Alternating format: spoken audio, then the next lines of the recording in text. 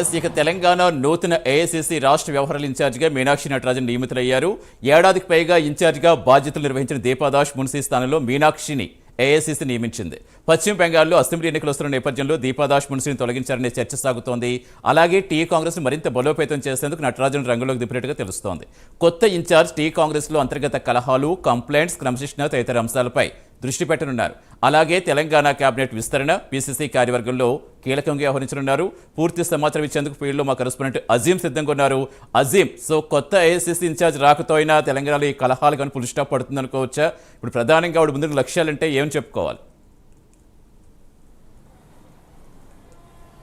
Thank you Satish. ఖచ్చితంగా చెప్పుకోవచ్చు, ఏదైతే తెలంగాణ కాంగ్రెస్ పార్టీలో ప్రస్తుతం రాజకీయ పార్టీలో నెలకొన్న పరిస్థితి ఏదైతే మనం చూసాం, ఇటీవల కాలంలో కాంగ్రెస్ పార్టీకి సంబంధించిన ఎమ్మెల్యేలు రహస్య భేటీ కావచ్చు, ఆ రహస్య భేటీ తర్వాత ప్రతిపక్షాలు చేసినటువంటి ఆరోపణలు కావచ్చు, ఏదైతే కాంగ్రెస్ పార్టీ కూలిపోతుందని చెప్పి ఇటీవలే మాజీ మంత్రి అంటే ఎర్రబెల్లి దయాకర్ రావు కూడా 25 మంది ఎమ్మెల్యేలు తమతో టచ్లో ఉన్నారని కూడా చెప్పుకుంటూ. సో ఇలాంటి అనేక నేపథ్యంలో పార్టీలో కూడా అంతర్గత కలహాలు కూడా జరుగుతున్నాయి.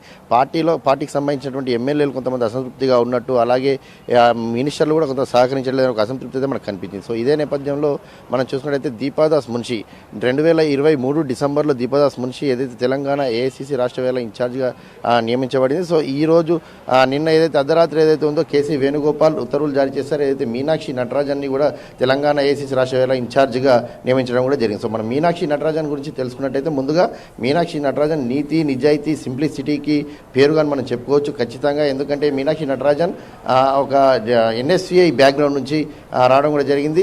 టోటల్గా నేషనల్ ఎన్ఎస్సిఐ స్టేట్ ప్రెసిడెంట్గా పనిచేశారు 2002 వరకు. అలాగే దాని తర్వాత మధ్యప్రదేశ్ రాష్ట్రానికి చెందినటువంటి మీనాక్షి నటరాజన్ యూత్ కాంగ్రెస్ స్టేట్ ప్రెసిడెంట్గా కూడా పనిచేశారు. అనంతరం 2009 నుంచి 14 వరకు ఎంపీగా కూడా పనిచేశారు. అప్పటికి 6 సార్లు వరుసగా బీజేపీ నుంచి ఎంపీగా కొనసాగినటువంటి ఎంపీని ఓడగొట్టి 30,000 మెజార్టీతో తాను ఎంపీగా కొనసాగారు. సో ఓవరాల్గా చూసినట్లయితే మీనాక్షి నటరాజన్కి సంబంధించిన హిస్టరీ చాలా క్లియర్గా ఉంది, చాలా ఫెయిర్గా ఉంటుంది. ఎక్కడా కూడా తను ఎవరి ప్రలోభాలకు కూడా లొంగకుండా నిర్ణయాలు తీసుకుంటారనే ఒక మంచి పేరు అయితే మీనాక్షి నటరాజన్కి ఉంది. కాంగ్రెస్ పార్టీకి సంబంధించి లాయలిస్ట్, అలాగే రాహుల్ గాంధీ టీంలో ఒక కీలకమైనటువంటి మెంబర్గా కూడా మీనాక్షి నటరాజన్కి పేరుంది. అలాగే రాజీవ్ సంకల్ప యాత్రతో గత 2 సంవత్సరాల క్రితం కూడా మీనాక్షి నటరాజన్ ఏదైతే భూ పరిరక్షణకు సంబంధించినటువంటి ఒక సంకల్ప యాత్ర కూడా చేపట్టారు. ఇందులో భాగంగా తెలంగాణలో కూడా తన యాత్ర కొనసాగిందని మనం చెప్పుకోవచ్చు. అలాగే 2023 అసెంబ్లీ ఎన్నికల్లో కూడా మీనాక్షి నటరాజన్ అసెంబ్లీ ఎన్నికల అబ్జర్వర్గా కూడా తెలంగాణ రాష్ట్రానికి సంబంధించిన అబ్జర్వర్గా కూడా వచ్చారు. సో ఓవరాల్గా తెలంగాణపై కూడా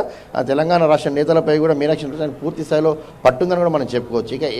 ఇక ఏదైతే దీపాదాస్ మున్షిపై వేటు పడిందని చెప్పుకుంటున్నా, అయితే దీపాదాస్ మున్షిపై వేటుకి అనేక కోణాల్లో కూడా చర్చ జరుగుతుంది. మొదటగా వెస్ట్ బెంగాల్లో ఎలక్షన్ రానున్న నేపథ్యంలో దీపాదాస్ మున్షిని వెస్ట్ బెంగాల్లోనే ఉపయోగించుకోవాలని చెప్పి కాంగ్రెస్ పార్టీ భావించినట్టు కూడా ఒక చర్చ జరుగుతుంది. ఎందుకంటే ఏఐసీసీ అగ్రనేత, లోక్సభ ప్రతిపక్ష నేత రాహుల్ గాంధీ వెస్ట్ బెంగాల్లో పాదయాత్ర చేరినట్టు ఇప్పటికే సమాచారం ఉంది. ఈ నేపథ్యంలో అక్కడ రాహుల్ గాంధీ పాదయాత్ర కావచ్చు, అలాగే వెస్ట్ బెంగాల్లో కాంగ్రెస్ పార్టీ బలోపేతానికి సంబంధించి, ఎందుకంటే గత కొన్నేళ్లుగా కూడా దీపాదాస్ మున్షికి సంబంధించిన ఫ్యామిలీ వెస్ట్ బెంగాల్లో కాంగ్రెస్ పార్టీ నుంచే వారు అక్కడ కాంగ్రెస్ పార్టీలోనే కొనసాగుతున్నారు. కాంగ్రెస్ పార్టీకి సంబంధించి బలోపేతం కోసం అనేక కృషి చేస్తున్నారు. సో ఈ నేపథ్యంలో ఇందువల్లనే ఏదైతే దీపాదాస్ మున్షిని తొలగించారని ఒక కోణంలో చేస్తే, మరోవైపు తెలంగాణ రాష్ట్ర కాంగ్రెస్ పార్టీలో ఆమె జోక్యం ఎక్కువైందని చెప్పి కూడా కొంచెంమంది ఆరోపణలు చేసినట్టు కూడా వార్తలు కూడా మనకు వినిపిస్తున్నాయి. ఏదైతే మంత్రులకు సంబంధించినటువంటి శాఖల్లో కూడా నేరుగా కలుగజేసుకొని అధికారులకు ఫోన్ చేయడం కావచ్చు, అలాగే మెదక్ పార్లమెంట్ సంబంధించినటువంటి ఎంపీ ఎలక్షన్ టైంలో మెదక్ ఎంపీకి సంబంధించిన టికెట్ విషయంలో కూడా దీపాదాస్ మున్షి కొంత జోక్యం చేసుకున్నారని చెప్పి, అలాగే ఏదైతే మంత్రివర్గ విస్తరణ కావచ్చు, కార్పొరేషన్ పదవులకు సంబంధించినటువంటి మొదటి లిస్టు జాబితాకు సంబంధించిన సమయంలో కూడా కావచ్చు, అలాగే ఇప్పుడు రానున్నటువంటి కార్పొరేషన్ లిస్టుకి సంబంధించి మిగిలిపోయినటువంటి కార్పొరేషన్ చైర్మన్ల లిస్టుకి సంబంధించిన అంశంలో కావచ్చు, అలాగే క్యాబినెట్ విస్తరణకు సంబంధించిన అంశంలో కావచ్చు, పీసీసీ కార్యవర్గానికి సంబంధించిన అంశం, ఇలా అనేక అంశాల్లో కూడా దీపాదాస్ మున్షి నేరుగా జోక్యం చేసుకుంటారని చెప్పి, తాను చెప్పినట్టే చేయాలని చెప్పి కూడా ఏదైతే మాట్లాడుతున్నారని చెప్పి ఒక అంశంపై కూడా అటు పీసీసీ కావచ్చు, అలాగే ప్రభుత్వం సంబంధించినటువంటి వారితో వ్యవహారంలో ఎక్కడైతే ఏదైతే అనుసంధానం చేయడంలో, అంటే వారి ముగ్గురు మధ్యలో ఒక ఏదైతే పాజిటివ్నెస్ క్రియేషన్ లేకపోవడం వల్ల కూడా ఇప్పటికీ అనేక ఫిర్యాదులు కూడా తెలంగాణ రాష్ట్ర కాంగ్రెస్ నేతల నుంచి కూడా ఏఐసీసీకి వెళ్ళినట్టు కూడా మనకు తెలుస్తుంది. దీపాదాస్ మున్షి వ్యవహారం సరిగ్గా లేదు, ప్రతి దాంట్లో ఇన్వాల్వ్ అవుతున్నారు, ఖచ్చితంగా తొలగించి కొత్త అధ్యక్షుల్ని ఇక్కడ వేయాల్సినటువంటి అవసరం ఉందా, ఇన్ఛార్జ్ వేయాల్సినటువంటి అవసరం ఉందని చెప్పి కూడా కూడా అనేక ఫిర్యాదులు వెళ్ళినటువంటి పరిస్థితుల్లో మనం చూసాం. ఏదైతే ఇప్పుడే రీసెంట్గా మీనాక్షి నటరాజన్ని కూడా ఏదైతే ఇక్కడ వేయడం జరిగిందో మీనాక్షి నటరాజన్ పై ఉన్నటువంటి ఇప్పుడు ప్రజెంట్ ఉన్నటువంటి ముఖ్య కార్యాచరణ అయితే ఉందో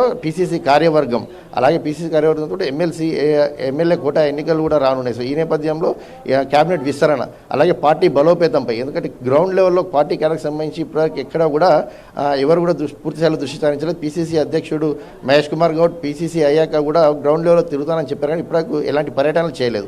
సో ఈ నేపథ్యంలో మీనాక్షి నటరాజన్ వచ్చిన తర్వాత ఖచ్చితంగా గ్రౌండ్ లెవెల్లో పార్టీని బలోపేతం చేసుకుంటూ పార్టీ కోసం కష్టపడిన వారికి మాత్రమే పదవులు అందేలా కార్యాచరణ రూపొందిస్తారని చెప్పి, ఎందుకంటే మీనాక్షి నటరాజన్కి చాలా ఫెయిర్ రికార్డు ఉంది, ఎక్కడ కూడా ఎవరికి లొంగరు అని చెప్పి పార్టీ కోసం క్రమశిక్షణ పరంగా పనిచేసిన వారికి మాత్రమే పార్టీలో కానీ పదవుల్లో కానీ గవర్నమెంట్ సంబంధించిన పదవుల్లో కానీ చాలా కీలకంగా తను వివరించి తన తీర్పు ఉంటుందని చెప్పి కూడా వాళ్ళు భావిస్తున్న నేపథ్యంలో మీనాక్షి నటరాజన్పై కాంగ్రెస్ పార్టీలో ఖచ్చితంగా కొత్త జోష్ వచ్చిందని అయితే మనం చెప్పుకోవచ్చు. ఇప్పటికే పిసిసి అధ్యక్షుడు కావచ్చు, సీఎం రేవంత్ రెడ్డి, అలాగే పార్టీకి సంబంధించిన మంత్రులు, ఎమ్మెల్యేలు అందరూ కూడా ఒక నిజాయితీ గల లీడర్ని ఏదైతే రాష్ట్ర వ్యవహారాల ఇన్ఛార్జ్గా ఏఐసీసీ నియమించారని కూడా వాళ్ళు చెప్పుకుంటూ వస్తున్న నేపథ్యంలో ఓవరాల్గా చూసినట్లయితే ఖచ్చితంగా తెలంగాణ రాష్ట్రంలో కాంగ్రెస్ పార్టీ అధికారంలో ఉంది.